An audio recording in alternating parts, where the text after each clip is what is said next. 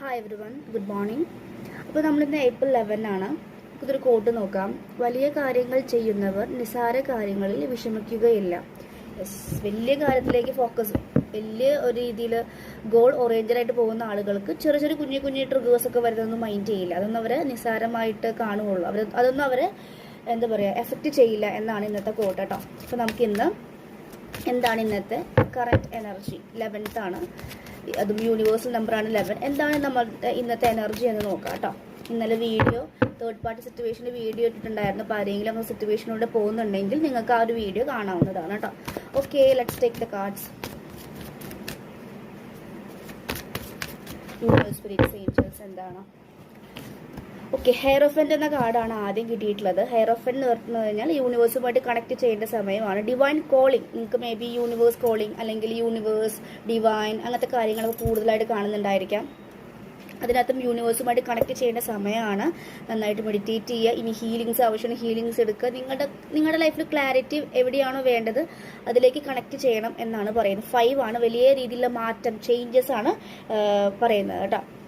Okay, and ഒരു 2 keys cross ചെയ്ത് വെച്ചിട്ടാണ് കാണിക്കുന്നത്. അതിനർത്ഥം എന്താ വെച്ച് കഴിഞ്ഞാൽ ഒരുപാട് പവർ സ്ട്രെങ്ത്തിലേക്ക് നിങ്ങൾക്ക് ഡെവലപ്പ് ചെയ്യാനുണ്ട്.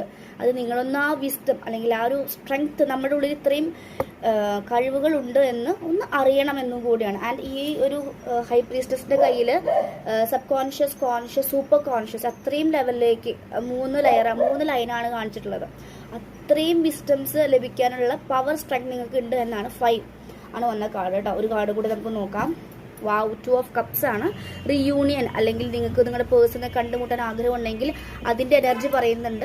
ആൻഡ് 2 ഓഫ് കപ്സ് എന്ന് പറയുന്നത് നിങ്ങൾക്ക് റീയൂണിയൻ എനർജി, റീകൺസിലേഷൻസിൻ്റെ ഒക്കെ സമയമാണ്. ഈവൻ ഇനി നോ കോൺടാക്ട് സിറ്റുവേഷൻസ് ആണെങ്കിൽ നിങ്ങൾക്ക് കോൾസ് കിട്ടാൻ തുടങ്ങിയിട്ടുണ്ടായിരിക്കും, മെസ്സേജസ് വരാം, അല്ലെങ്കിൽ അവർ ചിന്തിക്കുന്നുണ്ടായിരിക്കും നിങ്ങൾ വന്ന് മീറ്റ് ചെയ്താലോ, മീറ്റപ്പ് അങ്ങനെ റീകൺസിലേഷൻസ്, അല്ലെങ്കിൽ നിങ്ങൾ ലൈഫിലൊരു കൂടിച്ചേരൽ വരുന്നു, അല്ലെങ്കിൽ ഇത്ര നാൾ നിങ്ങൾക്ക് ട്വിൻ ഫ്ലെയിം ജേണി അല്ലെങ്കിൽ ഒരുപാട് നാൾ സിംഗിൾ ലൈഫിലൂടെ പോയ ആളുകളാണെങ്കിൽ നിങ്ങളുടെ ലൈഫിലേക്ക് കറക്റ്റായിട്ട് ഒരു പേഴ്സൺ എൻ്റർ ആവുന്നത് ഇവിടെ കാണാൻ സാധിക്കും.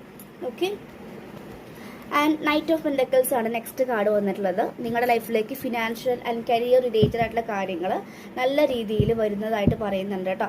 ഓക്കെ, സ്ലോ ആയിട്ടാണ് വരുന്നത്. അപ്പോൾ കുറച്ച് നിങ്ങളതിൽ ഇത് ശരിയാവുന്നില്ലല്ലോ, അങ്ങനെ നിങ്ങൾ എനർജി കൊടുക്കേണ്ട. യെസ്, ഈ ടൈം എന്ന് പറയുന്നത് കടന്നു പോകും. ഈ ടൈമിൽ കുറച്ച് കാര്യങ്ങൾ ഹീൽ ചെയ്യാനുണ്ട്, അല്ലെങ്കിൽ നിങ്ങളുടെ ഫിനാൻഷ്യൽ കാര്യത്തേക്ക് ഒരു ഗോൾസ് വെച്ചിട്ട് അതിലേക്ക് വർക്ക് ചെയ്യണം എന്ന് പറയുന്നുണ്ട്. അത് നൈറ്റ് ഓഫ് പെൻഡക്കിൾസ് കാണിച്ചിട്ടുള്ളത് കേട്ടോ. ഓക്കെ, നിങ്ങളുടെ ലൈഫിലേക്ക് വരുന്നുണ്ട്. എന്താണ് നിങ്ങൾ കുറേ നാളായിട്ട് ആഗ്രഹിച്ച കാര്യം, അത് നിങ്ങളുടെ ലൈഫിലേക്ക് വരുന്നതായിട്ടാണ് യൂണിവേഴ്സ് പറയുന്നത്. Okay, so that's energy for today. So thank you.